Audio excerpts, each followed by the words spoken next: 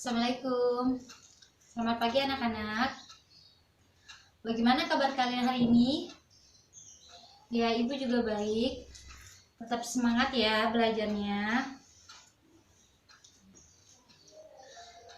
Sebelum kita memulai pelajaran pada pagi hari ini, marilah kita membaca doa bersama-sama. Ada yang mau memimpin doa? Ya, silakan.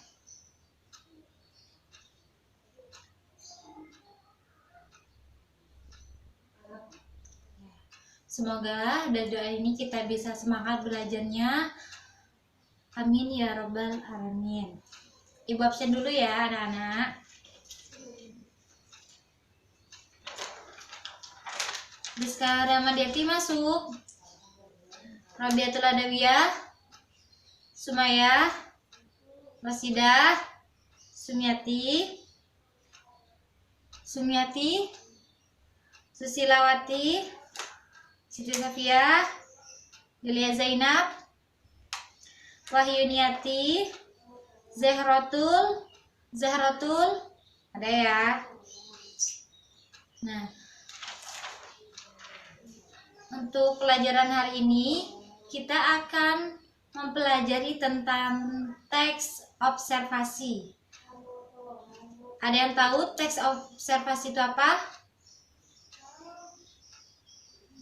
Nah, kita buka buku LKS-nya ya. Bab keempat. Bab keempat ya anak-anak. Menyibak ilmu dalam laporan hasil observasi.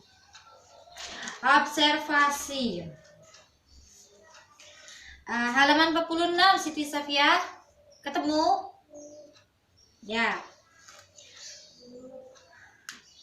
Teks laporan hasil observasi adalah teks yang berisi penjabaran umum atau melaporkan sesuatu berupa hasil dari pengamatan dalam kurung observasi. Teks laporan observasi juga disebut sebagai teks klasifikasi karena memuat klasifikasi mengenai jenis-jenis sesuatu berdasarkan kriteria tertentu. Teks hasil observasi bersifat faktual atau berdasarkan fakta yang ada. Fakta itu adalah peristiwa yang benar-benar ada atau sudah terbukti kebuktiannya. Sudah terbukti apa adanya peristiwa tersebut. Sampai sini paham? Berlanjut ya. Teks observasi itu ada ciri-cirinya, ada tujuannya, dan isi dari teks observasi tersebut. Tolong dipahami ya anak-anak, didengarkan. Ciri-ciri teks hasil observasi ada berapa di situ? Ya, ada 7. Yang pertama bersifat objektif, global, dan universal. Maksudnya itu meluas. Kedua, objek yang akan dibicarakan atau dibahas ialah objek tunggal. Objek tunggal berarti hanya satu peristiwa. Ditulis secara lengkap dan sempurna. Keempat, ditulis berdasarkan fakta sesuai dengan pengamatan yang telah dilakukan. Kelima, informasi teks merupakan hasil penelitian terkini yang sudah terbukti kebenarannya.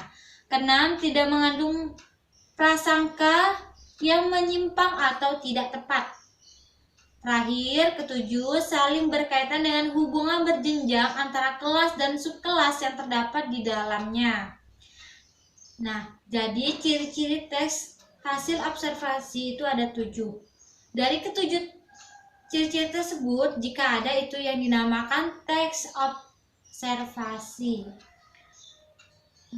Sampai sini ada yang ditanyakan anak-anak? Gue lanjut ya.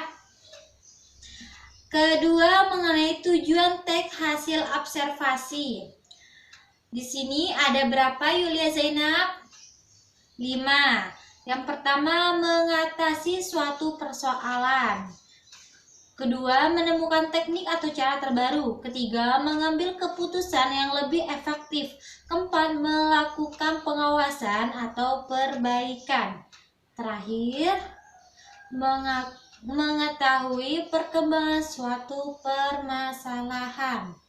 Jadi tujuan teks hasil observasi ini untuk mengetahui mengatasi suatu persoalan, menemukan teknik atau cara mengambil keputusan, melakukan pengawasan, dan mengetahui perkembangan.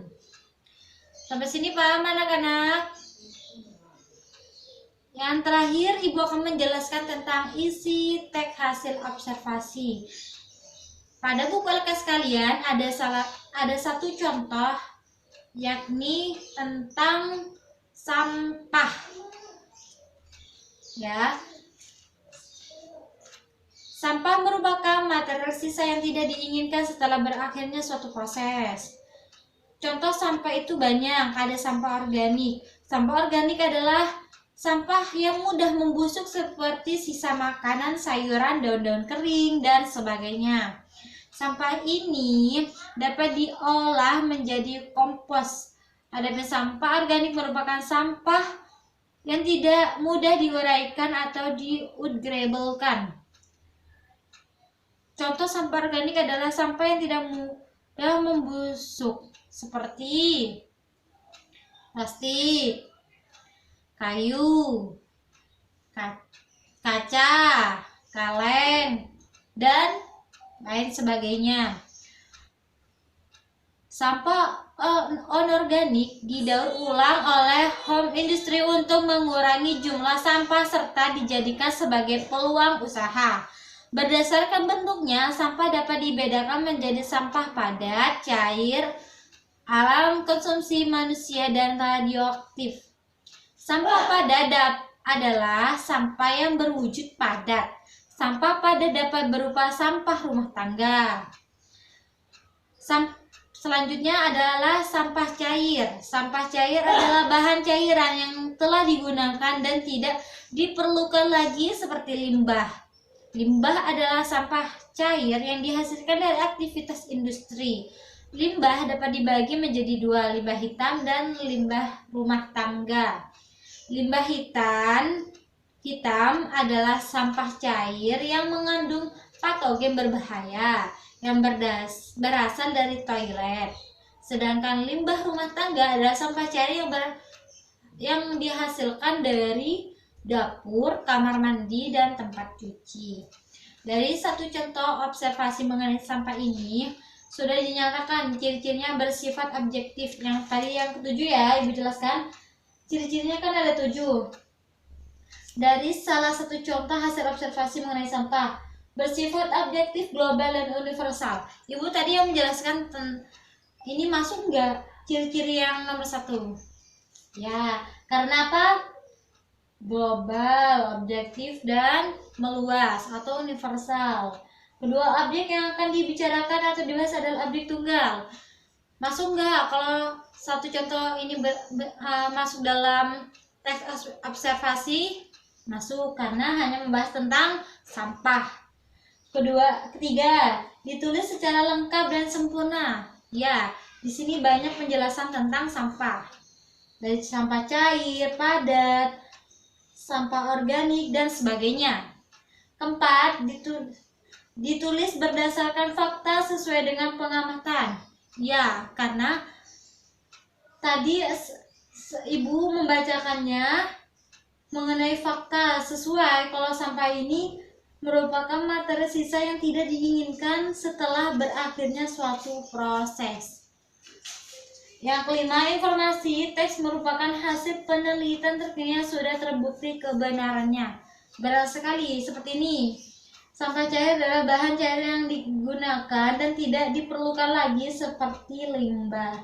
Nah, ini tidak mengandung ini informasi teks yang merupakan hasil penelitian. Jelas sekali kalau sampah cair itu mengandung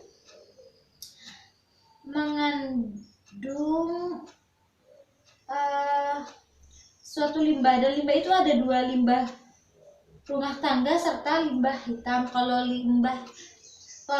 limbah hitam itu berbahaya. Kalau limbah rumah tangga itu adalah sampah cair yang dihasilkan dari dapur, kamar mandi, dan cucian, itu tidak terlalu berbahaya. Tapi yang namanya sampah tetap ada yang berbahaya. Yang keenam, tidak mengandung prasangka atau dugaan yang menyimpang atau tidak tepat. Ya, memang tidak ada yang mengandung prasangka. Masa sampah itu tidak berbahaya? Sampah semua itu berbahaya. Apalagi kalau sampah limbah. Karena sampah limbah itu berasal dari mengandung patogen berbahaya yang berasal dari toilet. Terakhir, saling berkaitan dengan hubungan berjenjang antara kelas dan subkelas yang terdapat di dalamnya. Jelas sekali. Yang pertama kita membahas tentang sampah secara universal. Selanjutnya ini isinya mengenai sampah. Sampah yang bersih, sampah organik, sampah anorganik, sampah padat, cair, dan sebagainya. Jadi, dari salah satu contoh tes observasi yang berupa sampah, ini ada ketujuh teks ciri-ciri teks hasil observasi. Jadi, kalau ingin membuat teks hasil observasi itu harus mengikuti ciri-ciri dari hasil teks observasi. Ada yang ditanyakan? Sampai sini paham anak-anak? Alhamdulillah. Jika kalian paham, minggu depan tolong kerjakan, tolong membuat contoh mengenai hasil tes observasi. Pekerjaan rumah, PR. Ya, tapi ditulis tangan, jangan diketik atau sebagainya. Ya. Ibu akhiri, sebelum Ibu tutup, marilah kita berdoa bersama-sama, semoga ilmu yang kita pelajari hari ini bisa bermanfaat dan kalian tetap semangat, jaga kesehatan selalu di masa pandemi ini. Semoga cepat berlalu virus COVID-19. Ibu pimpin doa ya. Doa dimulai. Doa selesai. Terima kasih. Ibu mohon maaf apabila ada kata-kata yang kurang baik kepada kalian semua. Assalamualaikum warahmatullahi wabarakatuh.